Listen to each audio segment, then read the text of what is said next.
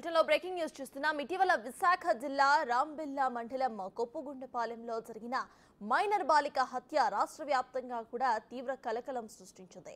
ఇప్పుడు కేసు మరో కీలక మలుపు తిరిగింది. ప్రధాన నిందితుడిగా ఉన్న బోడాబత్తుల సురేష్ ఆత్మహత్య చేసుకున్నాడు. తనను ఎలాగైనా సరే చంపేస్తారని ఊహించి తానే ఆత్మహత్య చేసుకున్నట్లుగా తెలుస్తోంది.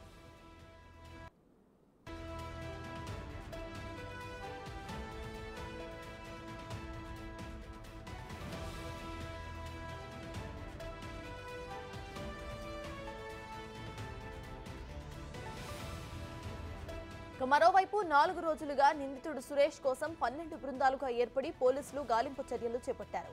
రాంబిల్లి మండలం కొప్పుగుండుపాలెంలోని నిందితుడు బోడబత్తుల సురేష్ మృతదేహం లభ్యమైంది.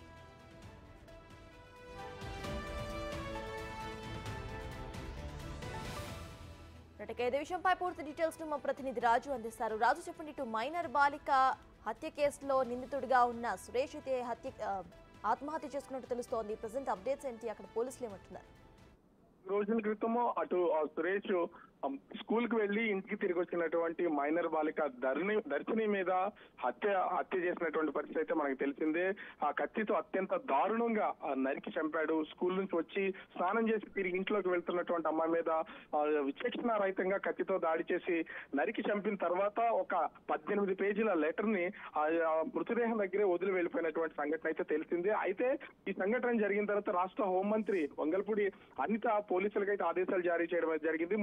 అనకాపల్లి ఎస్పీ మురళీకృష్ణ మొత్తం 12 బృందాలతో జల్లెడ పడుతున్నారు. అసలు హత్య చేసినటువంటి సురేష్ ఎక్కడున్నాడు ఏంటి అనేది అతను పట్టుకోవడానికి 12 బృందాలు గత 4 రోజులుగా తిరుగుతున్నటువంటి పరిస్థితి అయితే ఉంది. కానీ పోలీసులకి సురేష్ మానసిక పరిస్థితి ముందస్తుగానే తెలుసు. అతనికి మెంటల్ గా డిస్టర్బ్ అయి ఉన్నాడు. అతను జైల్లో ఉన్నటువంటి సమయంలో కానీ ఇంటి దగ్గర ఉన్నటువంటి సమయంలో కూడా మెంటల్ గా డిస్టర్బ్ అయి ఉన్నటువంటి పరిస్థితి అయితే ఉంది.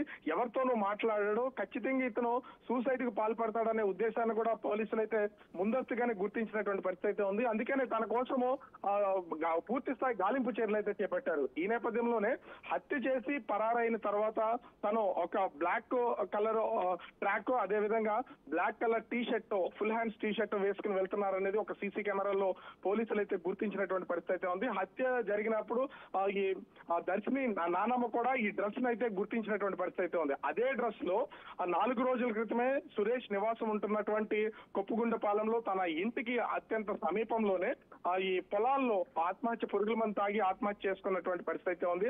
అయితే 4 రోజుల పాటు తన ఆత్మహత్య చేసుకున్న విషయం అయితే ఎవరికి తెలియదు. స్థానికులకి అక్కడ ఉన్నటువంటి అంటే మృతదేహం పడినటువంటి ప్రదేశంలో స్మెల్ వస్తున్నటువంటి నేపథ్యంలో ఈ దుర్వాసనను గమనించినటువంటి స్థానికులు పోలీసులకైతే సమాచారం అందించారు. పోలీసులు కాబట్టి అక్కడికి చేరుకుని సురేష్ మృతదేహానికి అయితే చూసి పోస్ట్ మార్టం నిమిత్తం ప్రస్తుతం అయితే ఆసుపత్రికి తరలించినటువంటి పరిస్థితి అయితే ఉంది. అయితే ముందస్తుగానే తన ఒక ప్లాన్ ప్రకారం ఖచ్చితంగా ఈ హత్య చేసిన తర్వాత తనను కూడా చంపేస్తారని అనుమానించినటువంటి సురేష్ ఆత్మహత్యకు పాల్పడి ఉండొచ్చని పోలీసులు అయితే భావిస్తున్నటువంటి పరిస్థితి అయితే ఉంది. సత్తాస్. రైట్, థాంక్యూ రాజు.